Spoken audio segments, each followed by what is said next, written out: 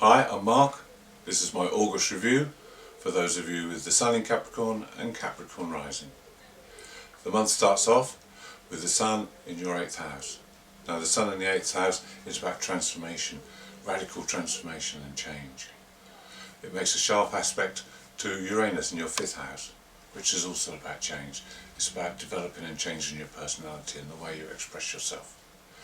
Now there's a lot of change and transformation going on in your chart for some time. You have 3 planets in your 1st house of Capricorn, and you have Uranus in the fellow Earth sign of Taurus.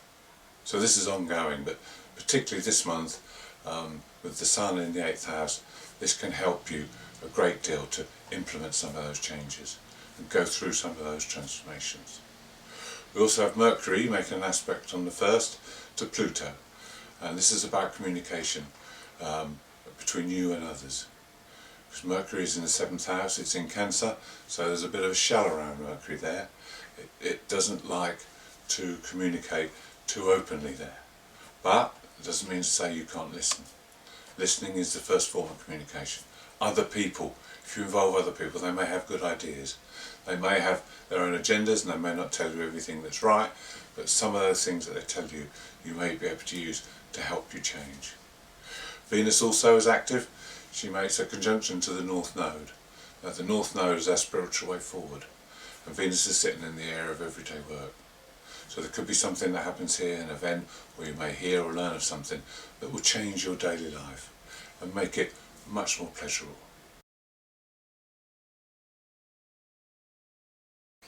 On the 3rd we have a full moon, with the moon in your 2nd house of finances, opposing the Sun in the 8th. Now here the moon has an emotional need for financial security. The Sun is in the house of shared finances, so it may be you need to sit down and look at your finances and look at all the things that you're spending unnecessarily on, because you can cut those back. The full moon is a good time to put an end to things. So put an end to all those things that are wasting your money, and this will help the moon to feel more secure in your 2nd house. Also, Mars makes a square to Jupiter in the 1st house. Mars in the 4th house, you're probably very busy doing DIY or projects around the home. Jupiter wants you to create opportunities for yourself, so there may be a bit of a freedom issue here of am I spending too much time doing this, or I need to spend more time doing that, so that needs to be balanced as well.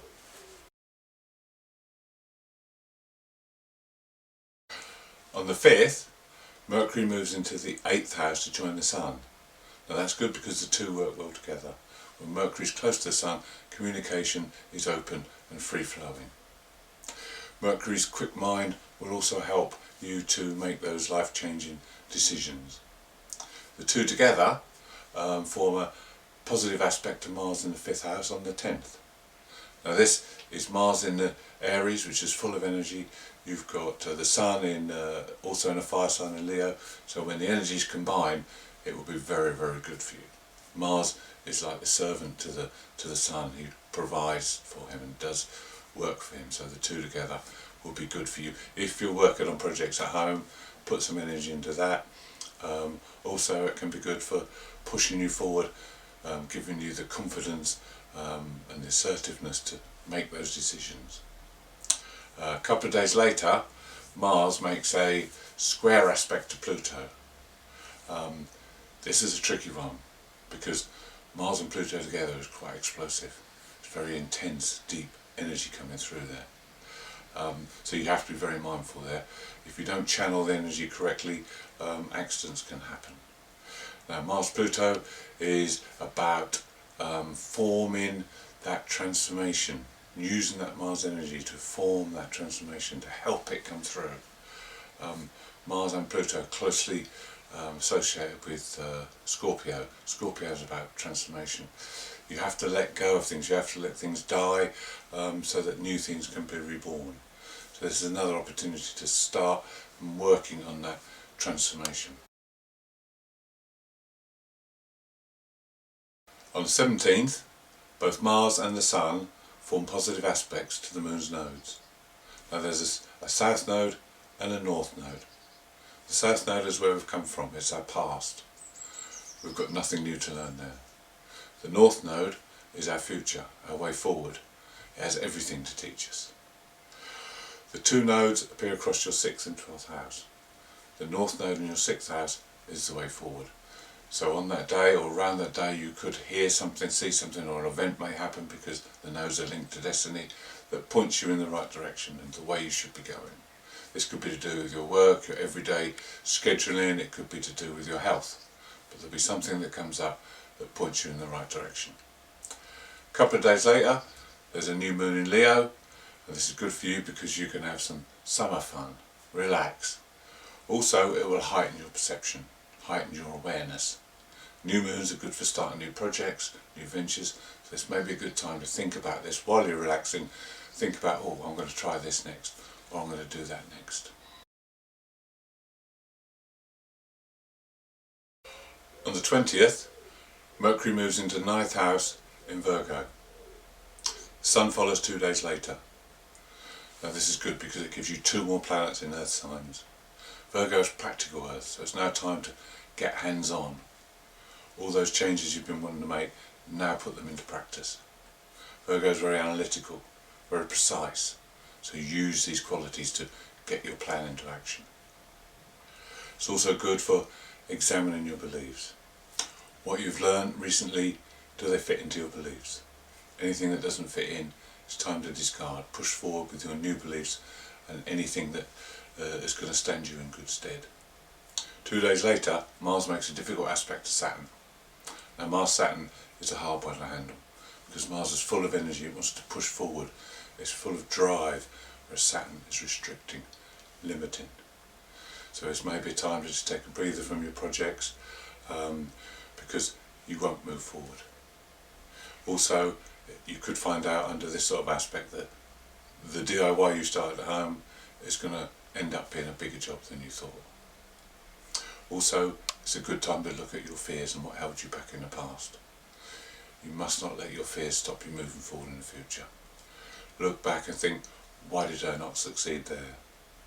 What restricted me? What stood in my way? What was I afraid of?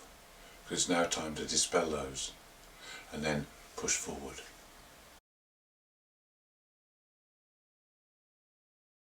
Then at the end of the month, Mercury makes 3 aspects. The first, Uranus in the 5th house. This is great for creative expression, for artistic thinking, starting new projects. Also it's good for thinking about and communicating all the changes that are going on. The second, to Jupiter in the 1st on the 27th, is about optimism. It's about exploring opportunities, seeing how you can move forward. And then the last, on the 31st, is to Neptune in the 3rd. This is about exploring without any preconceived ideas. This is about looking at the bigger picture, taking on new information.